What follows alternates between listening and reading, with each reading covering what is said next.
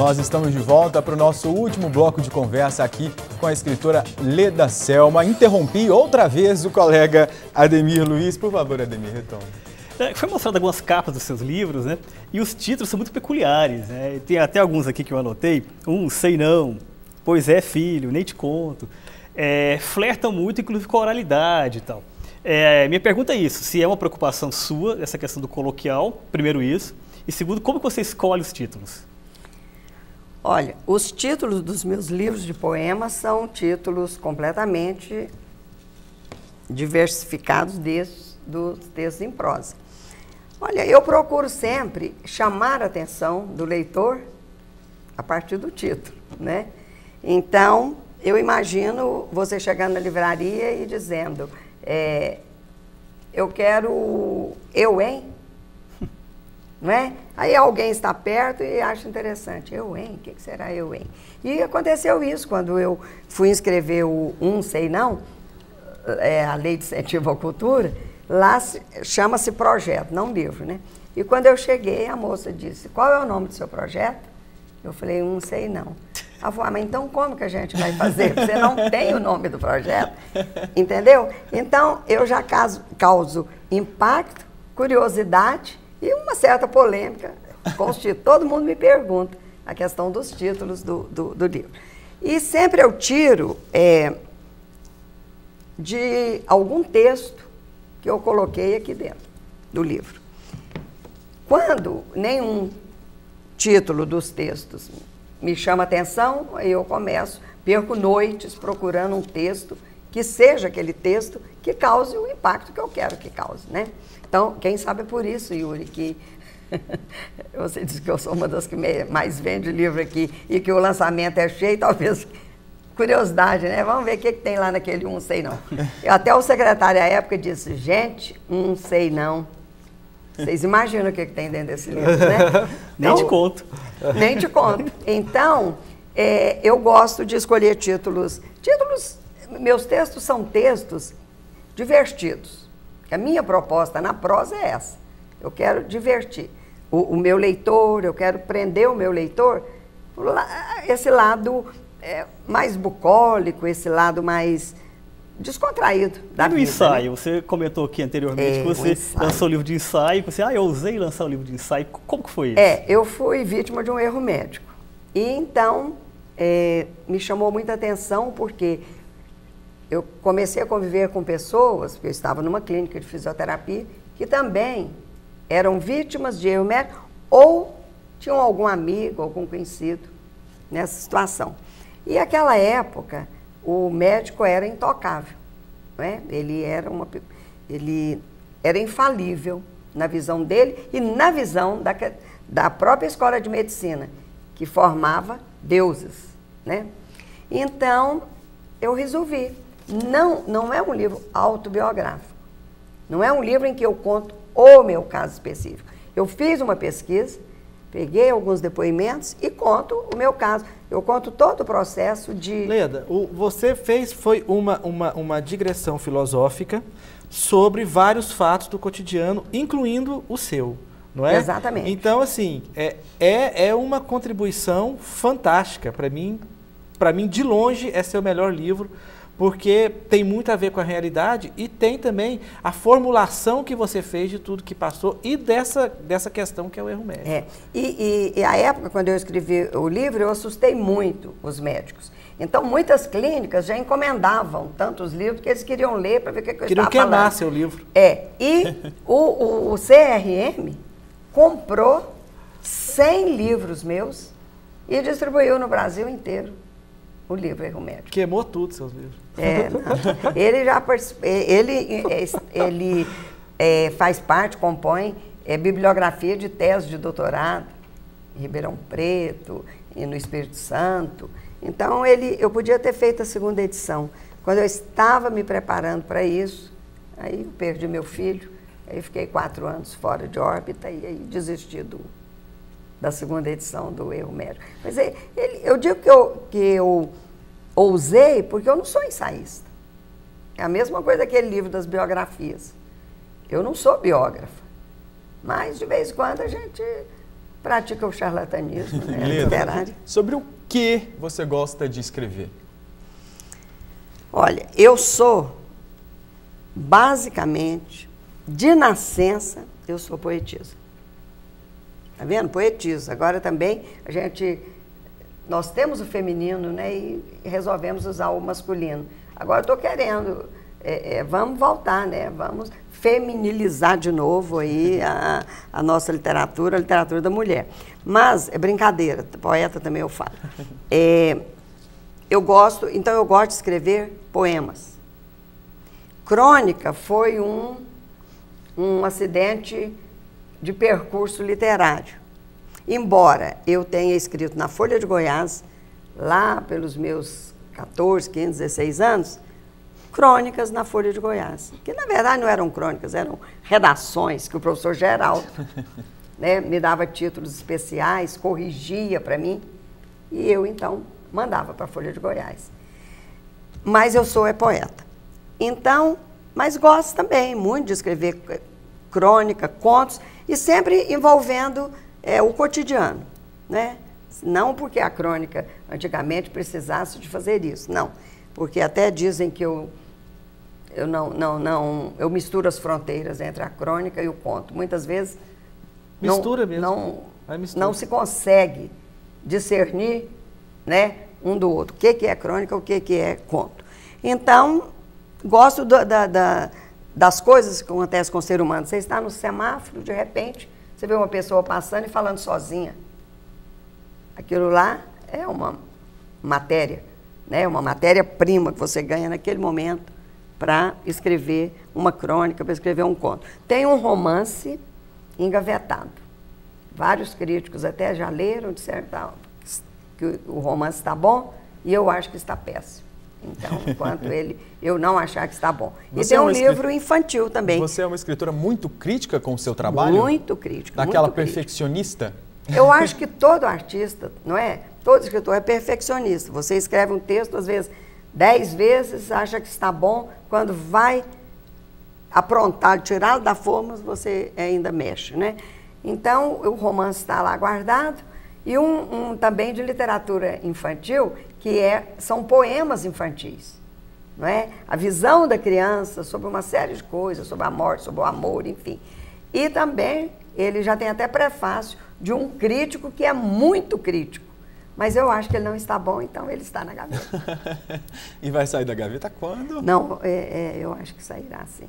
Sairá logo. Mesmo porque a sua função é escrever, né, Leda? Então, que você escreva e publique, né? Pois é, mas aí fica parecendo assim, eu quero agora todos os gêneros, conto, crônica, poemas, romance, ensaio, literatura infantil. Eu acho que quem faz muito, de repente, começa a deixar alguma coisa sem lapidar, né? Leda, no início do programa, você disse uma coisa que me chamou a atenção, a respeito dessa questão de abrir as portas da academia para a sociedade. O que significa isso na prática? Porque hoje eu acho que tem muita gente que, de repente, gostaria de ter uma proximidade maior, gostaria de saber por onde começar. Muitas pessoas que escrevem, que gostam de escrever, mas de repente não têm uma formação ideal e que, de repente, poderia encontrar também na academia uma espécie de amparo. Visitar a academia, não é? As escolas, a gente, desde o doutor Eurico Barbosa, ele fez uma programação de visitação das escolas à academia. No início eram escolas públicas, né? E as crianças, os estudantes iam lá e um grupo de acadêmicos os recebia e a gente respondia a curiosidade deles, né? Como é que é ser escritor? Como Eles é que visitavam uma casa histórica também, uma casa construída na primeira rua de Goiânia, que é a Rua 20, né? É a casa número 1 de Goiânia, que é a Casa Colemar, Natal e Silva, sede da academia. E eles achavam muito interessante. Olhavam lá na parede e falavam, quem que é aquele velhinho ali? Né? Aí viam a Cora Coralina e falavam, aquela lá faz doce. Então, isso aí. Então, abrimos, o doutor Hélio Moreira deu continuidade, o doutor Targino também deu continuidade, E eu quero ampliar, porque nós não podemos ficar só também com alunos de escolas públicas e nem alunos de primeiro e eu nem sei se é segundo grau, se é ensino médio, é outra coisa. Todo dia muda, né? Então, eu quero também levar estudantes de letras, eu quero levar professores de literatura, pesquisadores, historiadores. Quero que eles sintam que a academia é o espaço para isso, para eles. E a academia tem também, só te interrompendo, a Casa de Cultura Altamiro de Moura Pacheco, né? Que é um espaço de eventos, desde que os eventos sejam eventos culturais. Né? É um espaço que está lá, quem vai fazer evento lá, logicamente, não tem custo, é um serviço que a academia presta à sociedade, né? E que é uma interface interessante também com a sociedade. Exatamente. Então, essa abertura já foi feita. Nós precisamos de divulgar. Com relação a esse seu papel de divulgadora de cultura, você encabeçou um projeto muito interessante, que é aquele Poesia em Doses, né, que você colocava poemas em muros, em cartões telefônicos, né, não existem mais, né? E também no... Placar eletrônico do Serra Dourada. Isso que eu ia falar. Pois é. Tem até baralho. Tem baralho poético. O Nelson Rodrigues diz isso, né, que qualquer assunto fora futebol já nasce morto. Então, caminhando um pouco nesse lado, qual foi a receptividade de você colocar os poemas nos muros, nos cartões e, sobretudo, no placar eletrônico? Como que o pessoal recebeu isso? Olha, o pessoal recebeu muito bem, foi até matéria na Isto É. Né? Eles fizeram uma matéria comigo com os poemas. Foi matéria também no jornal, hoje. Foi muito bem recebido. O problema é um projeto lindo, que eu gostaria muito até de retomá-lo. E acho que o Yuri uma vez me disse porque que eu não entrava com o projeto na lei de incentivo. Eu acho meio complicado, mas é um projeto bonito. Só que faltou patrocínio. No início, todo mundo se empolgou. E eu ganhei grandes patrocínios, de muro inteiro, um patrocinador só. Aí, de repente, ele... Esse é o problema das atividades culturais, né? A continuidade, não é? Porque às vezes a gente vai no entusiasmo inicial e depois a coisa... Agora, o placar eletrônico, dizem, pelo menos os comentaristas esportivos na época disseram, que era um projeto inédito no mundo, mas faltou divulgação. Porque eu acho que se isso tivesse saído daqui, Goiás teria mostrado bonito, né? Quer dizer, eu quis entrelaçar as culturas, porque as artes, eu acho futebol uma arte. Ao contrário do que muitos dizem que são 22 jogadores correndo atrás, eu não vejo assim. Você sempre salpica futebol nos seus textos, já notei isso. Eu fui diretora cultural do Goiás Esporte Clube, isso que eu ia perguntar, sou qual o seu time? Viu? Em 2 mandatos, do seu João Galberto e do Dr. Cídio Oliveira. Então tem 2 esmeraldinos aqui, já empatamos. Já empatamos. 3, ganhou, goleada. Eu não posso falar nada, não. Nada. A gravata tá vermelha. Não, mas acho melhor não falar. Eu falo muito de futebol ali no jornal, depois apanho. Então, eu acho que falta o pessoal aqui de Goiás mandar para fora aquilo que acontece aqui. Líder. Esse do placar eletrônico, até hoje eu sou frustrada de que ele não tenha atingido o que ele poderia ter atingido. Já o menino lá, o Teló, faz uma musiquinha e de repente está lá no Japão. Estourando, né? Olha, eu acho que a gente já está caminhando para o final da nossa entrevista. Eu queria que você me contasse qual que é a sua impressão a respeito hoje de como chegar a ser um escritor. Porque você já tem uma carreira consolidada e passou por essa questão da falta de patrocínio. Então, essas pessoas que estão começando, elas devem ter ainda mais dificuldade, principalmente quando quiserem lançar, por exemplo, o primeiro livro, ainda não tenham nenhuma experiência, nenhum registro publicado. Então, isso hoje é difícil, né? Mas eu acho que hoje o mais difícil é a distribuição do livro. Porque não adianta você participar, você incentivar alguém que está iniciando a carreira literária a participar de uma lei, de um fundo de cultura, uma lei de incentivo, um fundo de cultura, e depois ele ficar com o livro na prateleira, na gaveta, encalhado. Ou então dar livro. Porque é muito comum aqui dizer assim, você não me deu o seu livro. Mas não me deu? Não me deu o seu livro. E às vezes você dá o livro, a pessoa nem lê e depois você o encontra no sebo autografado. Então, o problema nosso maior, que eu acho, não é publicar. Hoje é mais fácil do que era antigamente, né, Yuri? Muito antigamente nós é que tínhamos que batalhar e pagar, não é? De uns tempos para cá, não. Você entra na lei de incentivo, você no Fundo de Cultura. Não, tem um grupo de empresários já formados que gostam e apostam na literatura. Exatamente. Né? Então, mas a divulgação, você escreve para ser lido, mas se seu livro não sai da sua casa, não sai da sua estante, no dia do lançamento vende um tanto, e depois? Então, o caminho é a escola, é você levar o livro para a escola, trabalhar esse livro na escola, você está formando leitores, despertando leitores, não é? E está fazendo o seu livro. Falando em escola, Leda, você destacou o papel dos acadêmicos enquanto formadores de opinião. E o assunto mais polêmico... Não só acadêmicos, escritores. Claro, escritores. O assunto do momento é essa polêmica com relação à questão das OS nas escolas estaduais. Você, enquanto escritor, enquanto presidente, tem alguma opinião sobre isso? Olha, a minha opinião não é uma opinião consistente, porque como eu estou fora da educação, então é um contato mais de jornal, com pessoas que lidam com isso.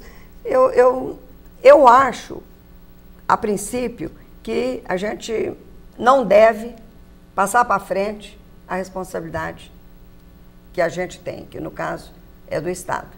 O Estado que eu digo, o Estado, não só o Estado de Goiás, o Estado, a União, os municípios, enfim, esse Estado entre aspas. Leda, a gente está, infelizmente, encerrando. Tá. Então, eu acho que nós vamos ter que pagar para ver, né? Eu acho que não fazendo uma coisa ampla. Vamos fazer por dose para ver se dá certo. A poesia em dose. Se der certo, a gente continua. Se não, fica como estava. Apesar como estava, sim, sob a administração do Estado. Porque como está horrível, né?